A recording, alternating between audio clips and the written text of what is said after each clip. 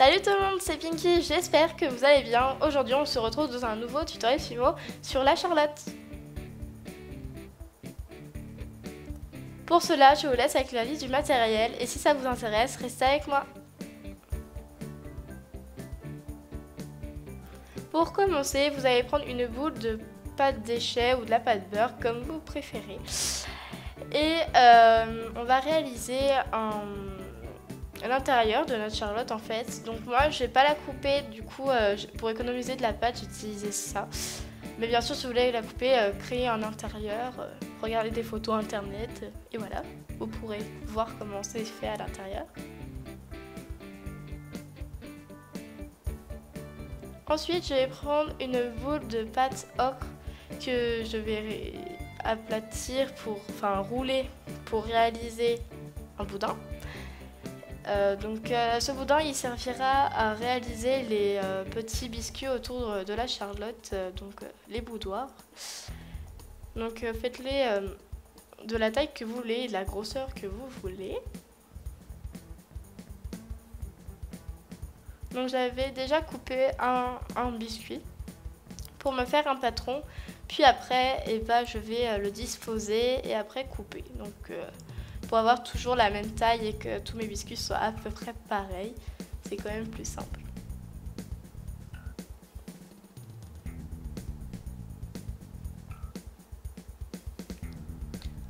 Donc vous répétez cette opération plusieurs fois jusqu'à obtenir une bonne quantité de boudin.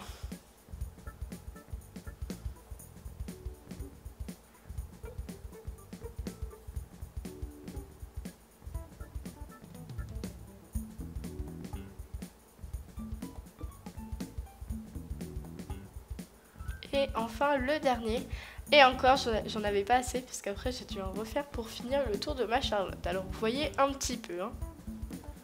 Il en faut vraiment beaucoup.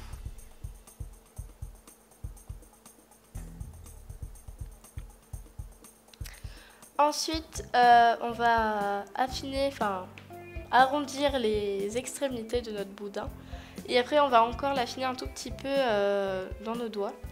Puis on va l'aplatir légèrement pour qu'il soit légèrement plat mais quand même un peu bombé.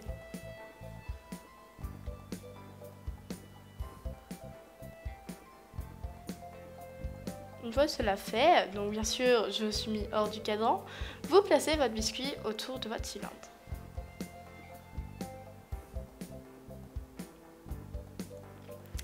Une fois cela fait, voilà le résultat. Donc comme je vous ai dit, j'ai dû en rajouter car je n'en avais pas assez.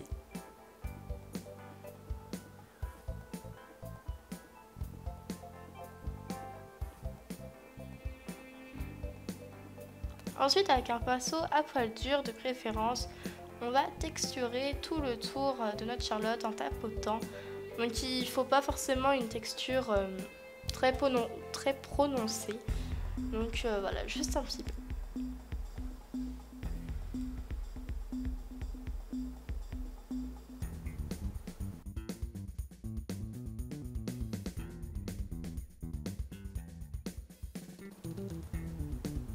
Une fois cela fait, on va donc ça c'est optionnel et c'est facultatif. Puisqu'en fait moi j'avais fait mes biscuits trop petits. Du coup ça fait que en fait j'avais plus de place pour mettre la décoration, donc les fruits, le coulis blanc, etc.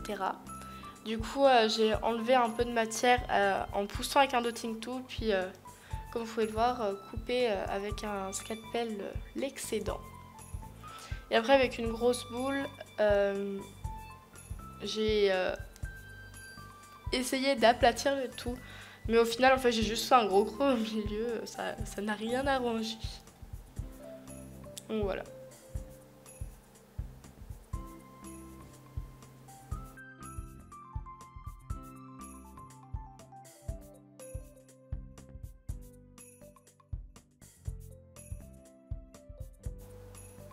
Ensuite, toujours avec de la pâte ocre, on va réaliser une plaque. Donc ça, c'est pareil, facultatif. Parce que moi, comme vous avez pu le voir avant, j'ai utilisé de la pâte Burke pour faire l'intérieur, du coup, pour cacher quand on retourne la création j'ai fait une plaque pour cacher justement. Donc pour cela, vous placez votre charlotte sur la plaque et vous coupez le contour de votre charlotte et puis vous placez dessus. Voilà, c'était très très simple.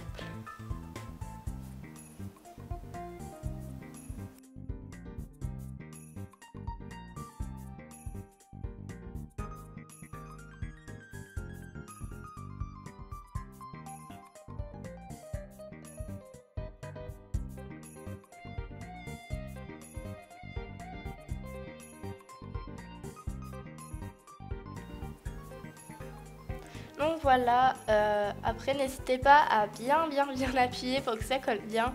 Donc moi je vais pas lisser spécialement mais vous pouvez le faire. Ensuite on passe au coulis blanc, donc pour ça il vous faudra de la fimo liquide et un pinceau sec blanc. Donc pour cela je mets déjà de la fimo liquide, donc bien proprement, hein, n'est-ce pas, comme vous pouvez le voir. Voilà, c'est très propre. Ensuite, on rajoute du pastel sec blanc. Puis voilà, mais en fait, moi, le pastel sec n'était pas, je pense, assez pigmenté, si je peux dire. Donc après, du coup, j'ai rajouté de la peinture blanche pour bien rendre le tout homogène, bien opaque, bien blanc, voilà.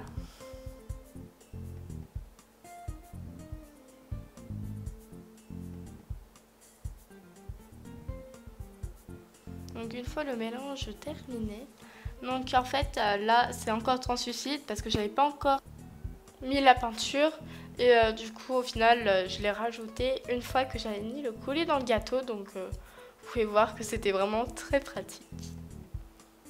Enfin vous ne le voyez pas mais vous pouvez imaginer entre les parois, tu mets du coulis blanc partout, c'est magnifique. Donc on pousse bien dans les coins, faut pas hésiter parce qu'après ça fait pas beau, enfin voilà. On voit un peu la pâte dessous, donc c'est pas terrible. Ensuite avec du bleu, donc moi je crois que c'est du bleu Pacifique, je suis vraiment pas sûre. Et après je l'avais mélangé avec du blanc parce qu'il était trop foncé. Donc voilà, on va couper des tout petits morceaux, on va réaliser des petites myrtilles, donc voilà. Après vous faites les fruits que vous voulez, moi j'ai fait myrtille fraise, le truc le plus banal mais c'est pas grave. Et j'ai fait des petits trous dedans avec des dotting tools pour donner une petite texture, voilà. Et puis après j'ai pris le gâteau, je les ai disposés au centre. Moi je vous conseille de commencer du centre et après aller sur les bords, enfin je trouve ça beaucoup plus simple. Donc je les place à l'aide d'un dotting tool en fait parce que ça voulait pas se décrocher.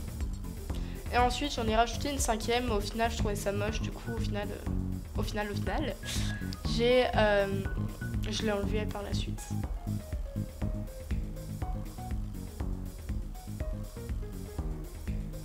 Ensuite avec du rouge, donc le rouge qui vous semble le meilleur, vous allez réaliser 4 petits boudins.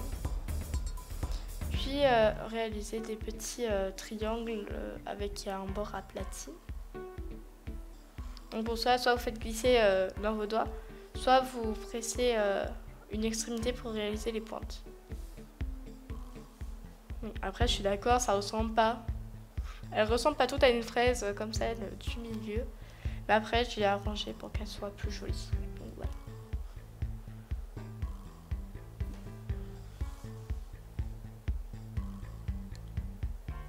Une fois la dernière posée, j'ajuste tout. Donc vous voyez que j'ai enlevé la myrtille du milieu, voilà, parce qu'elle ne me plaisait pas. Voilà, c'est terminé pour les 2 premiers fruits. Voilà. Ensuite, avec encore du bleu, on va réaliser à nouveau des myrtilles. Puis on refait des trous. Et après, on les place sur notre gâteau.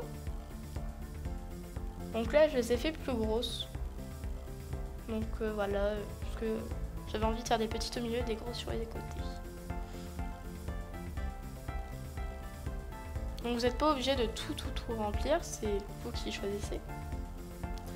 Ensuite, je refais des fraises et je vais les remettre aux quatre coins. Voilà.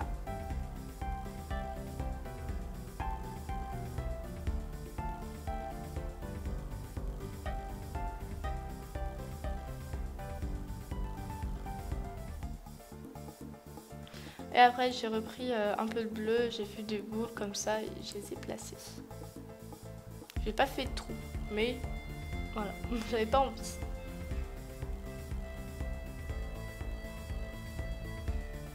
Ensuite avec de la peinture acrylique blanche et une brosse à dents, que bien sûr vous n'allez pas réutiliser après, hein. Je pense qu'il n'y a pas besoin de le préciser.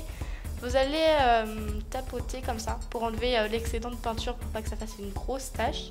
Donc cette étape vous pouvez la faire même si la fimo n'est pas cuite, hein. Moi j'ai fait quand elle n'était pas cuite et ça ne va pas gêner plus que ça, hein. Vous inquiétez pas, ça ne va rien abîmer, ça ne va rien louper, ça va être normal. Ça va être comme si vous l'avez fait après cuisson, c'est juste que vous pouvez déformer votre pâte. Donc il faut faire attention de ne pas mettre les doigts dans le coulis et tout, donc c'est un peu compliqué. Mais moi je l'ai mis avant parce que j'avais envie. Donc ça va servir à faire un peu la farine, enfin le sucre glace on va dire, sur les boudoirs comme ça. Moi j'aime bien mettre cette petite touche de peinture, je trouve ça joli. Vous n'avez plus qu'à cuire à 110 degrés pendant 30 minutes. Et puis voilà le résultat après cuisson, j'espère que ça vous aura plu et puis à samedi prochain pour une nouvelle vidéo.